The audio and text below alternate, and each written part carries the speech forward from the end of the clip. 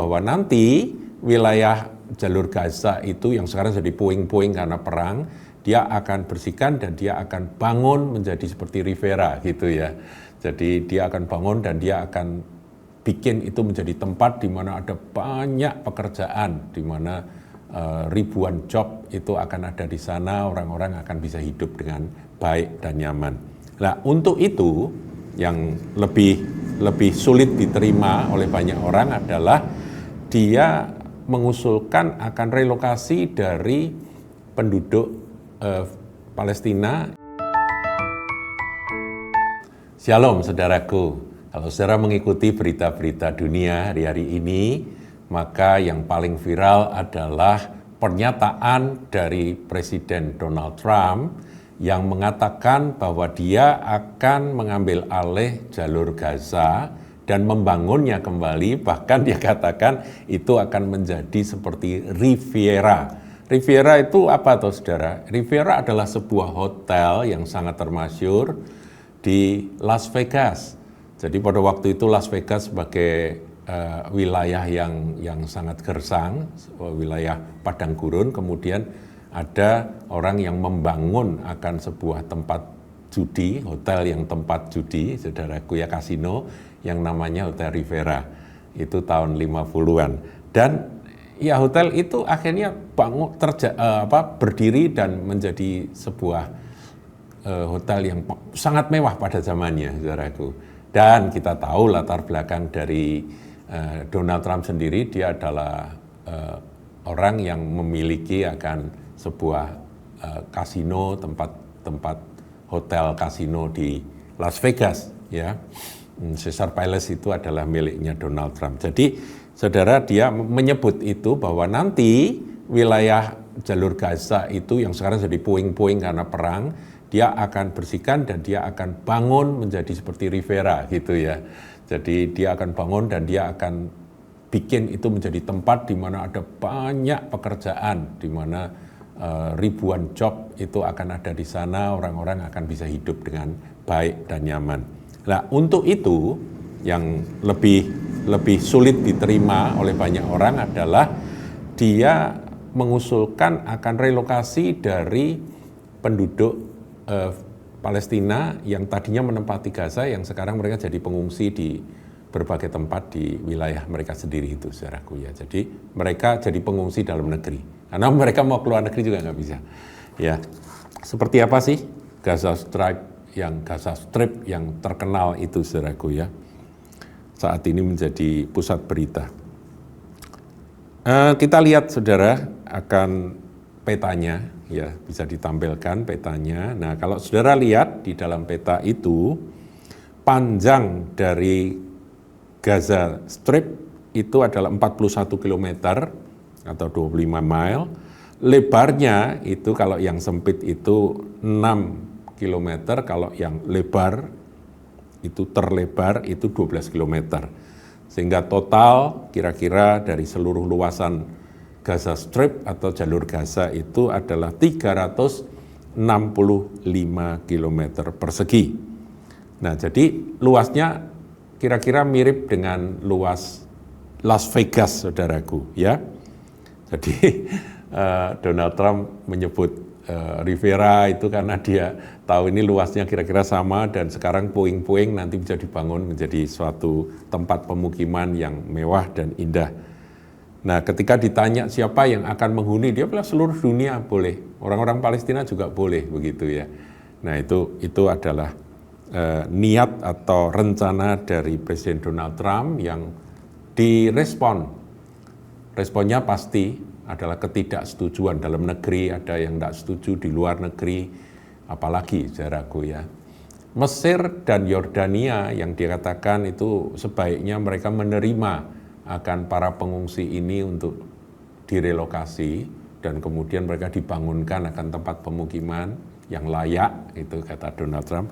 Dan ya begitulah, saudaraku, Mesir menolak, Yordania menolak, Indonesia juga pernah di-mention, pernah disebutkan itu juga menolak. Jadi saudara, Rusia juga menyatakan penolakannya dan sebagainya.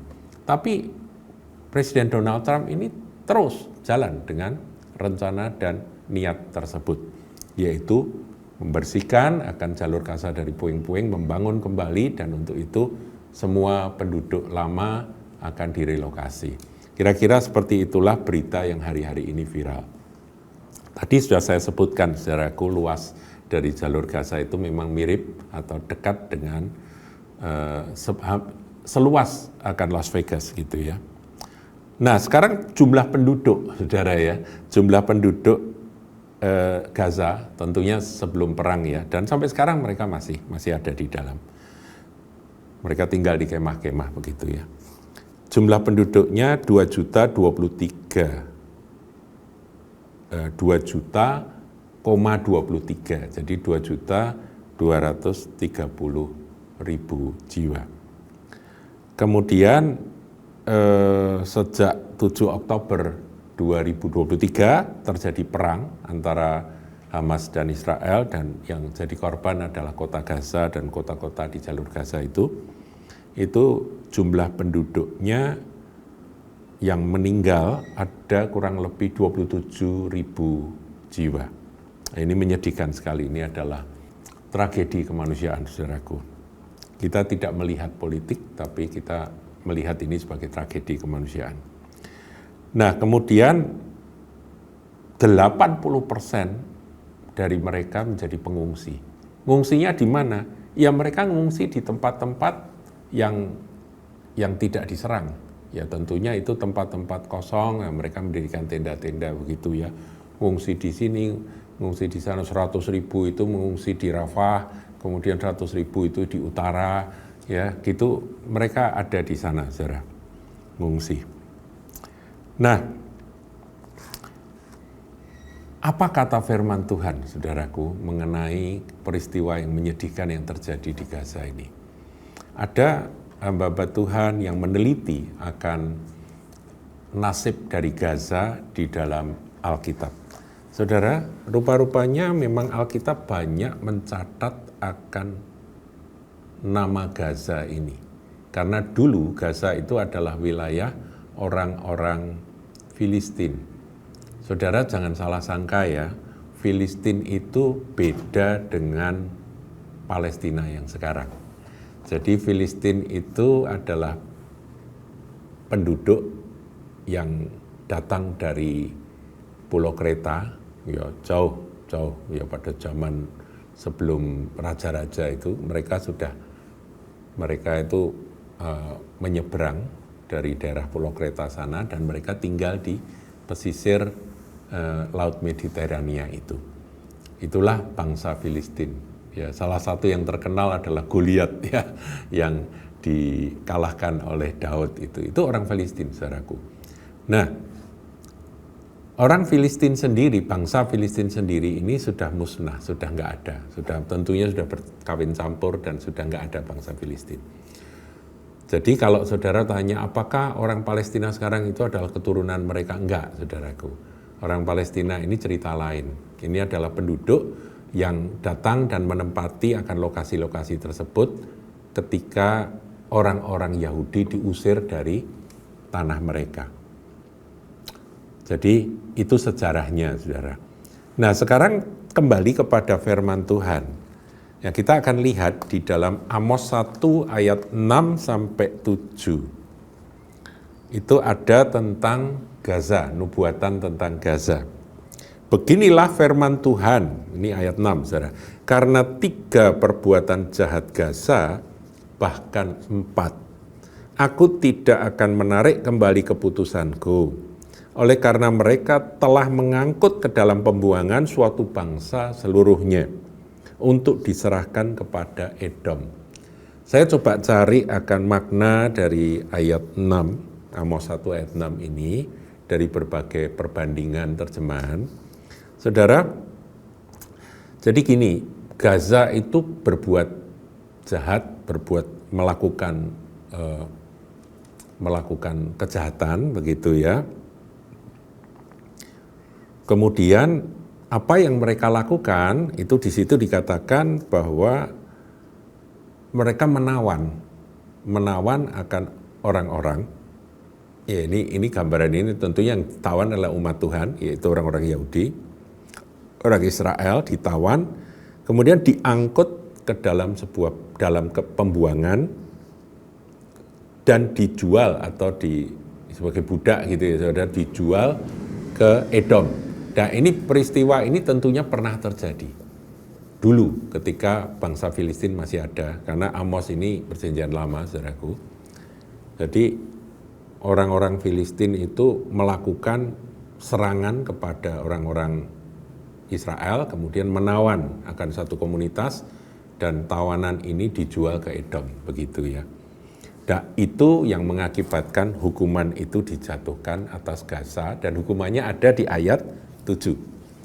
Aku akan melepas api ke dalam tembok Gaza, sehingga purinya dimakan habis.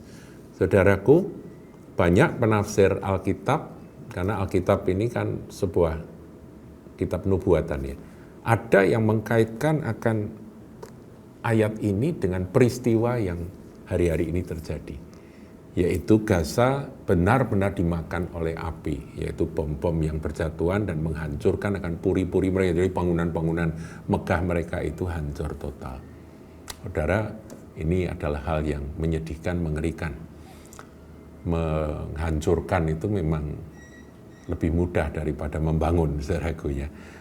Dan ya itu tadi yang datanya sudah saya sampaikan, ada 27.000 orang yang kehilangan nyawa akibat perang tersebut, dan 80% penduduk Gaza itu akhirnya mereka mencari perlindungan dan mereka mengungsi di tempat-tempat aman. Itu, saudaraku. Jadi ini nubuatan ini, apakah benar ini adalah penggenapan? Ya, bisa jadi, saudaraku, karena ini ada tertulis. Jadi memang apa yang tertulis dalam firman Tuhan ini adalah kebenaran. Penggenapannya apakah benar yang saat ini terjadi? Faktanya memang demikian, saudara ya. Nah, kemudian Sefanya 2 ayat 4, ini ada lagi satu ayat Nabi Sefanya pasal 2 ya. Jadi kitab Nabi Sefanya 2 ayat 4. Dikatakan sebab Gaza akan ditinggalkan orang dan Askelon, itu juga atasnya jalur Gaza itu, akan menjadi sunyi. Asdod akan dihalau penduduknya pada rembang tengah hari dan Ekron akan dibongkar bangkirkan. Jadi ini Gaza Strip ini akan benar-benar mengalami apa yang disebut ditinggalkan orang. Nah, saat ini memang penduduk masih ada ya di jalur Gaza, dan apa yang disampaikan Presiden Donald Trump bahwa mereka bisa direlokasi dan mereka bisa tinggal di satu tempat di mana mereka bisa hidup nyaman dan tidak diganggu oleh perang dan sebagainya. Ya, itulah ide yang disampaikan oleh Presiden Donald Trump di dalam pertemuannya dengan Benjamin Netanyahu dan para wartawan kemarin. Saudara bisa ikuti berita-beritanya. Demikian, saudaraku. Jadi kita ini tahu ya bahwa firman Tuhan adalah kebenaran, dan apa yang tertulis ini pasti akan tergenapi. Masalahnya apakah ini penggenapan yang itu atau yang nanti akan ada penggenapan yang lain, kita nggak tahu, saudaraku.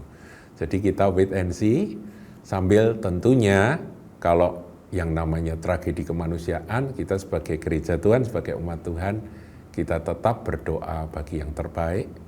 Penderitaan umat manusia itu menjadi tanggung jawab kita, karena kita hidup di dalam kasih Kristus ya.